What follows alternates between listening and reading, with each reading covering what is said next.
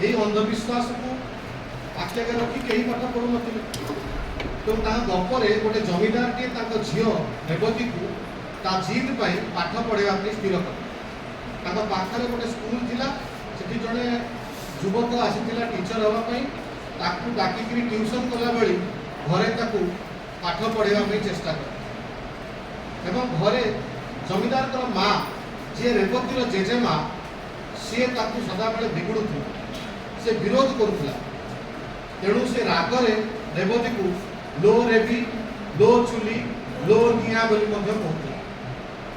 से ना डाकुला सेमती गोटे समय से गपटी एमती भाव में जाइए जे सभाशेष रे तार जे शिक्षक जे ताकू निजर डिस्क रे आसी ताकू ट्यूशन गला भली अति भल पाई पाठ पढ़ाऊला बासु भाई सी मरीचन हो जाए बापा मरीचन हो जाए से बुढ़ी माँ और रेवती समस्ते मरीचन हो जाए से गाँव में हो जाए कारण रेवती पाठ पढ़े यही प्रकार जो गोटे गपटी से गपटा जो आम ग्रुप प्रोडक्शन कलु से आम भर मन आंदोलन है जे सभाशेष जदि सतरे रेवती मरीज सतरे मरी जाता तो जब से कथा सत ताल तो आज आम झील मान पाठ पढ़ा देखु था आ वर्तमान मुझे कहूँ 2005 मसीहा कथा 2005 पर वर्तमान देखला बेलू तो पुओं संख्या पाठ कमी जाऊँगी झील संख्या बढ़ी जाऊँगी रेजल्ट रे झील मैंने भल कर पुओ मैंने कम तेणु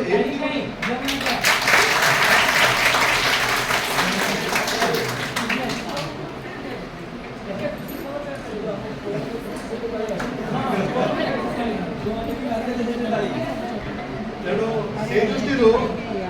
आम भाविलु जे वर्तमान रेवती निश्चित भाव में बंची तेणु रेवती गपर 100 वर्ष जिते पूरी से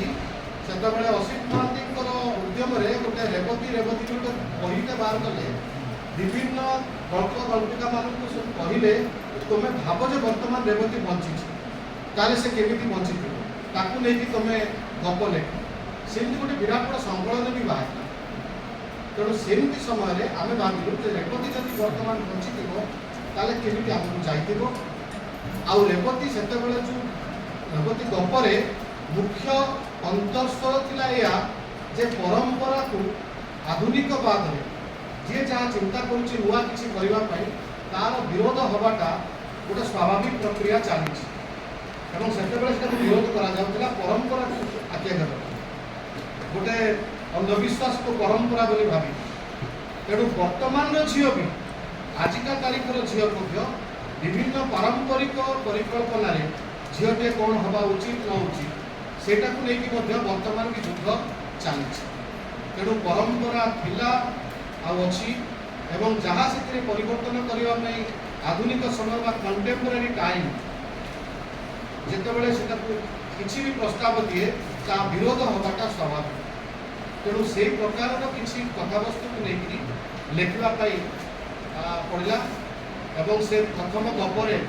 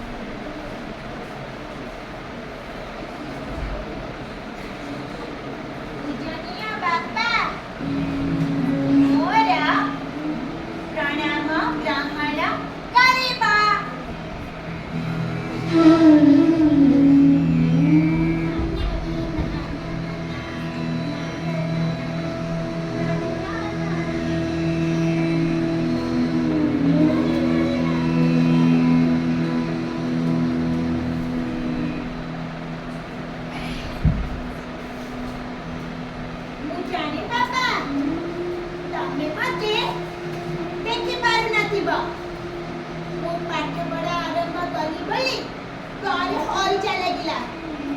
एक कथा मते जेजेमा कहले बापा हां बापा हेले बापा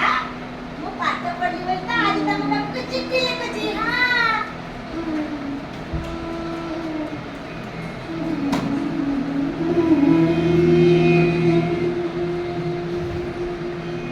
जाने बापा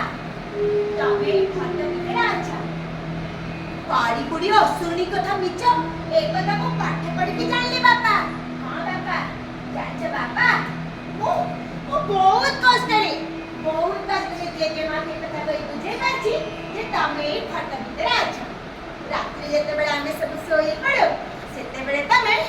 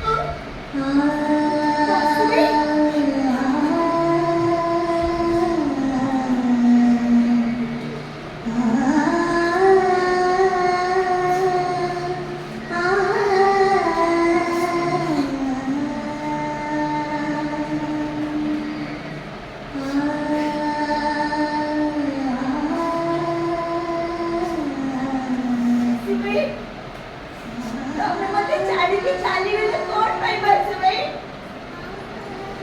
ଜାଣିଛୁ ନା ଚାଲିଗଲେ ନା?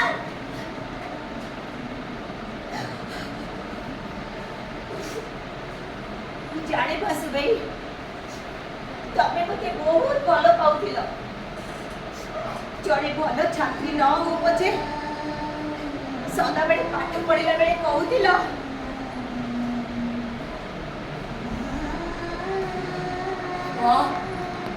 ତମକୁ ଯାହା ପାଠ ପଢିବା ପାଇଁ ଦେଇଥିଲି ତମେ ତାକୁ କଲନି କଣ ପାଇଁ? ଜାଣ, ପାଠ ହଉଛି ଗୋଟେ ବିଦ୍ୟା, ମୁଖ ଦେଖି ପଢାଯାଏ। କାହିଁକି ତମ ମନକୁ ଏମିତି ଚଳଚଞ୍ଚଳ କରୁଛୁ? ମୁଁ ପରା ତମକୁ ପଚାରୁଛି,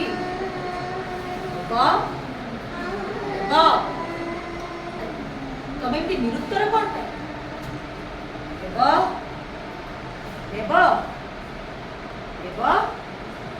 ଆରେ ମୁଁ ପରା ତମକୁ ପଚାରୁଛି।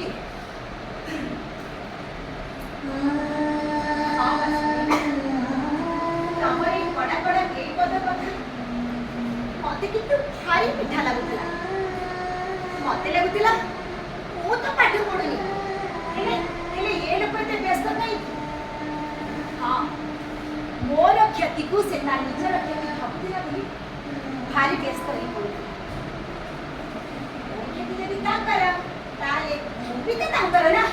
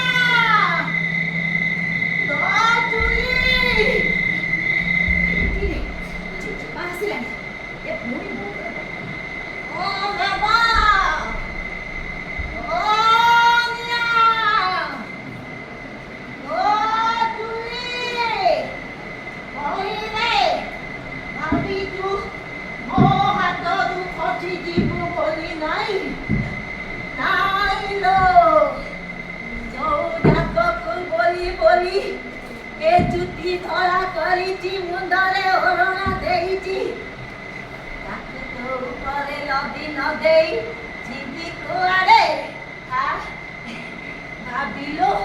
ସେ ବାড়ি ପୁରୀ ମତେ ନେଇଗଲା, ଆଉ ମୋ କଥା ସରିଗଲା। ନାଇଁ ଲୋ, ଯେତେ ଦିନ ଯାଏ ତୋ ଭଳିରେ ଏ ପରମ୍ପରା ଭାଙ୍ଗୁଥିବେ, ସେତେ ଦିନ ଯାଏ ଜେଜେମା କରି ଜେଜେମା ଥିବେ। হরি ভিতরে পতিবি আলো তো পিছা ছাড়িবিনি। সে পক্ষীর মোহন কথারে তবে সিনা মু নেই কি চালি গলি, হেলে মু জানে লনিয়া তুই আজি কালিয়া পানি পবনরে পৌঁছি গলি। এ মতে দেখে মু সেই মুন্ডারে ওড়না দেই তো পচে পচে পচে পচে এমতি বলুছি লো। ହଉ କହୁଥିଲୁ ପରା ଶୋଇବା ପାଇଁ, ହଉ ଲୋ।